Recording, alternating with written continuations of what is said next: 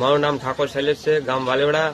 અમે દારૂબંધીનું અભિયાન ચલાવી છીએ. તે બાબતે અમે બે બુટલેકરોને પકડાવવા પોલીસને ફોન કર્યો અને બે મુદ્દામાલને અમે પકડ્યો અને પોલીસને ફોન કર્યો. પોલીસ આવી. પોલીસે મુદ્દામાલે પકડ્યો, જે આરોપી હતા એને પકડ્યો, જે દારૂ લઈને જતા હતા એમને પકડ્યો. અમે ખાલી પોલીસને મેં એમ પૂછ્યું કે એફઆઈઆર કના ઉપર થાય, બુટલેકર ઉપર કે આ દારૂ લઈ જાય એના ઉપર? તો એ કે પોલીસ વાળો કે તમારે આવવું પડશે દસાડા એફઆઈઆર કરાવો. તો હું હા દસાડામાં આવી. તે પોલીસ વાળા અમારા ગામથી નીકળ્યા. તેમાં મારા પોલીસનો નંબર હતો. અમે 3 થી 4 મુદ્દા એવા પકડાયા છે પોલીસ વાળાને કે જથ્થાબંધ દારૂ પકડાયો. મને વિશ્વાસ હતો પોલીસ ઉપર. ને ફોન કર્યો પોલીસને, કહું અમારે દસાડા આવવું પડશે. તે કે ના, તું એકાંતમાં જોગણીમાના મંદિર આવી જા. એકાંતમાં હું જોગણીમાના મંદિર આવી ગયો.